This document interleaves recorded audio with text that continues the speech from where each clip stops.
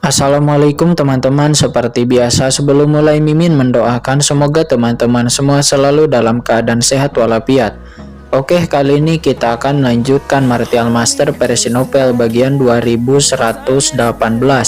Bagi yang baru bergabung, selamat bergabung, dan bagi yang belum subscribe, subscribe dululah agar Mimin tambah semangat lagi nih bikin videonya. Oke, kalau sudah kita langsung masuk ke isi ceritanya. Ini telah menyentuh kulit Kincen sangat tajam. Kincen langsung merasa bahwa kekuatan Kincen saat ini sangat mengerikan yang terkandung dalam pedang ini. Ini 10 kali lebih kuat daripada Sage Agung Yilong. Tapi Kincen berdiri di sana tanpa bergerak. Namun pada saat cahaya pedang hendak mengenainya, dua jari di tangan Kincen tiba-tiba terulur dan seketika pedang ini langsung tersangkut pada dua jari di tangan Kincen. Dan energi pedang yang menakutkan menembus dan sehelai rambut di punggung jarinya terpotong menjadi retakan. Boom! Raja Tianbei langsung menghunus pedangnya dan melangkah mundur. Dia pun memandang Kincen dengan tidak percaya. Pedang sebelumnya sangat cepat dan kejam, tapi bagaimana Kincen bisa dengan mudah menjepit pedang kaisarnya di depannya hanya dengan dua jari? Ini sungguh menakjubkan. Pedang senior Raja Tianbei mengandung kekuatan seperti itu. Pedang itu dapat membelah rambutku dan hampir melukaiku. Sungguh menakjubkan, gumam Kincen. Lalu kemudian energi mengalir dan retakan pada rambut hitamnya langsung diperbaiki. Dan melihat pemandangan ini, mata Raja Tianbei menyusut dan dia merasakan tekanan yang kuat. Pedang biasanya, meskipun Raja Tianbei sengaja menahan intensitas serangannya karena ini adalah pertandingan sparring saja. Namun gerakan sebelumnya itu telah menunjukkan hampir 30% kekuatannya.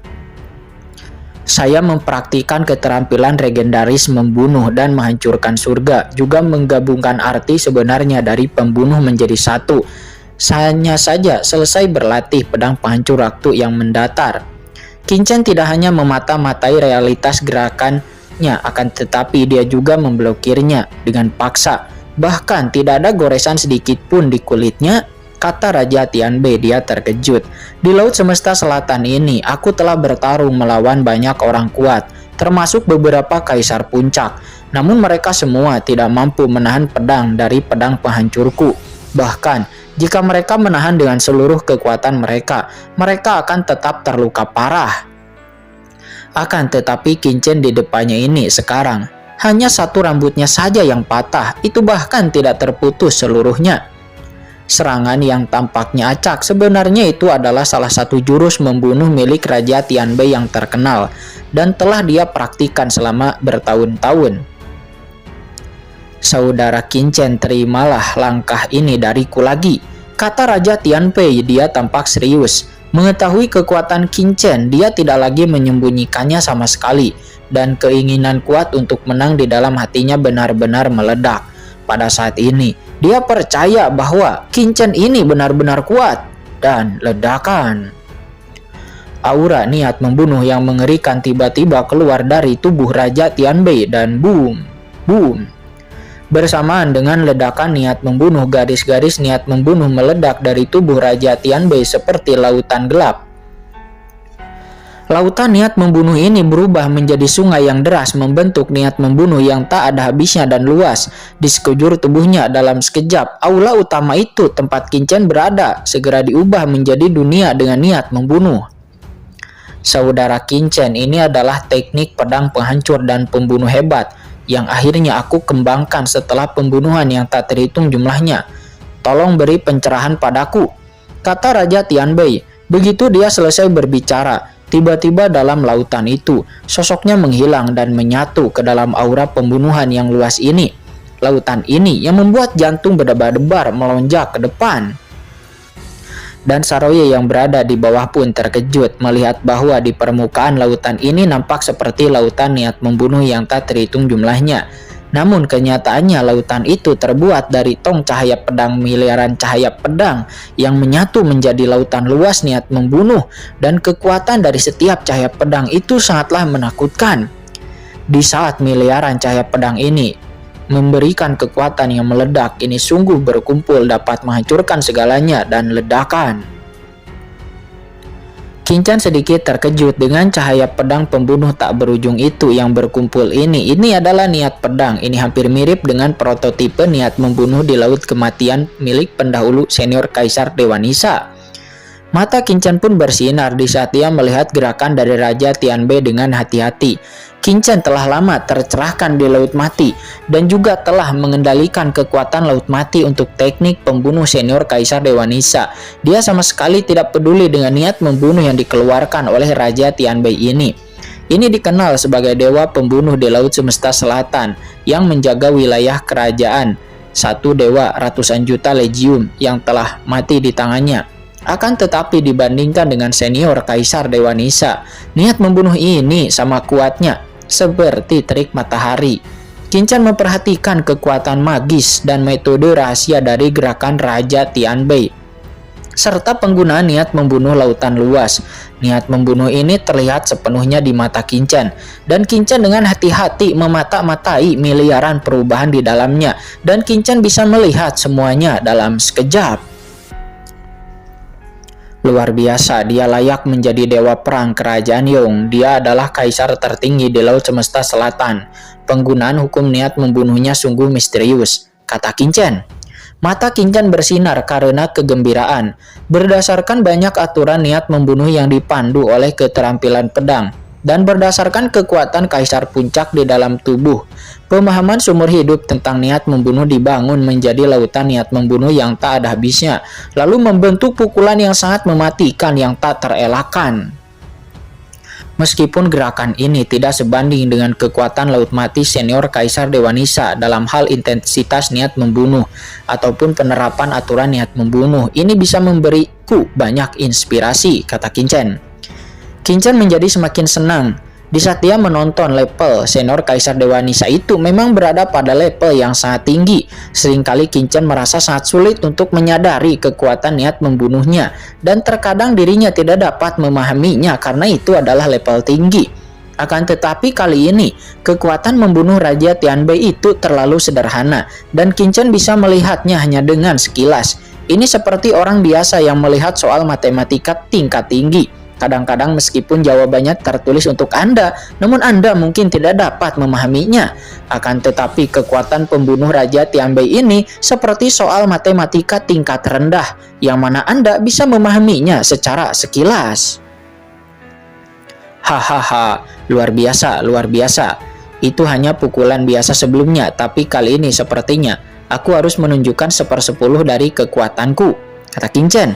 Melihat lautan luas semakin dekat dan miliaran cahaya pedang menyatu menjadi satu pukulan, Kinchan tiba-tiba membangkitkan setetes air laut mati di lautan luas di tubuhnya, dan ledakan.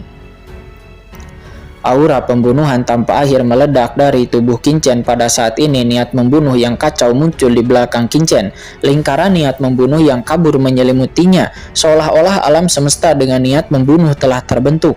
Berikutnya, boom, niat membunuh yang diubah oleh miliaran cahaya pedang dari Raja Tianbei menghantam lingkaran niat membunuh milik Kinchan dengan kekuatan yang besar, dan ledakan. Ketika lautan yang menakutkan dan lingkaran cahaya di sekitar Kinchan bertabrakan, kekuatan mereka benar-benar bertabrakan dan hancur. Itu saling mencekik satu sama lain dengan gila-gilaan. Di satu sisi nampak itu adalah keterampilan legendaris tingkat Kaisar Puncak yang telah dilatih selama zaman yang tak terhitung jumlahnya dan telah bekerja keras seumur hidup untuk menguasai keterampilan magis terbaik setelah berlatih secara ekstrim. Dia bahkan dapat mengintip ke dalam ranah Kaisar Dewa di ujung jalan pamungkas yang legendaris. Sementara di lain sisi nampak Kinchan telah menyadari niat membunuh yang tak ada habisnya dari senior Kaisar Dewa Dimensi Gao untuk membunuh senior Kaisar Dewa Nisa yang dikombinasikan dengan pemahaman tingkat tinggi tentang niat membunuh. Setelah terobosannya, dia menyalakan juga setetes air laut mati yang tak ada habisnya. Jika Kinchan hanya bisa menggunakan niat membunuh laut mati itu sendiri untuk melawan musuh ketika dia berada di dunia bawah, sekarang dia telah menerobos tahap akhir Kaisar Agung dan dia dapat melihat niat membunuh Raja Tianbei. Kinchan sudah dapat mengaktifkan setetes air laut mati untuk memicunya. Ini, kekuatan setetes air laut mati digunakan untuk melawan musuh tingkat transformasi. Ini setara dengan satu orang yang melemparkan biji besi kepada seseorang dan orang lainnya memurnikan biji besi tersebut menjadi besi halus dan lalu menjadikannya pisau besi sederhana untuk meretas orang lain. Tentu saja Qin-Chen harus menahan diri sedikit karena jika kekuatannya tidak sengaja terlalu besar dikeluarkan, maka itu akan melebihi jangkauan Kaisar Puncak dan boom. Aura pembunuh di tubuh Qin-Chen berevolusi dan menghilang. Secara alami itu membentuk penjaga lautan luas niat membunuh dari Raja Tianbei seperti gelombang besar, menghantam. Itu seperti menghantam bendungan niat membunuh Qin-Chen. Satu demi satu serangan satu penjaga, namun tidak peduli seberapa kuat Raja Tianbei. Dia tidak dapat menembus energi tubuh Qin-Chen dan bahkan tidak bisa menyentuh jubahnya. Seberapa keras serangan senior Raja Tianbei itu benar-benar kuat, pemahamannya tentang aturan yang pembunuh telah mencapai puncaknya. Namun Qin-Chen berdiri di kehampaan tidak bergerak seperti raja tak tergoyahkan. Dan tiba-tiba dia mendorong ke depan dengan tangan kanannya, kemudian ledakan. Sebuah lengan besar langsung menembus kehampaan yang tak berujung dan menggali lautan niat membunuh di depannya. Lautan niat membunuh yang menakutkan itu pun langsung hancur di bawah telapak tangan besar Qin-Chen dan runtuh seperti pohon tak berakar. Selain itu, kekuatan ruang yang menakutkan sepertinya dapat menembus kehampaan yang tak ada habisnya. Bahkan itu hampir mencoba untuk menggenggam erat hati kaisar milik Raja Tianbei. Seolah-olah Qin-Chen sedang menggali hati kaisarnya. Ini tidak, salah, kata Qin-Chen. Qin-Chen tiba-tiba terkejut. Dia sepertinya secara tidak sadar mengerahkan terlalu banyak kekuatan. Qin-Chen pun buru-buru menghentikan serangannya dan ledakan. Lautan niat membunuh yang tak ada habisnya runtuh dan berubah menjadi bubuk sebelum kemudian menghilang. Raja Tianbei pun muncul dari ledakan, nampak dia terhuyung-huyung mundur menatap dadanya yang masih utuh dengan ngeri. Dia lalu menekannya dengan tangannya, bernapas dengan cepat. Dia sangat ketakutan hingga dia berkeringat dingin dan buru-buru. Dan bulu-bulu di punggungnya bahkan berdiri.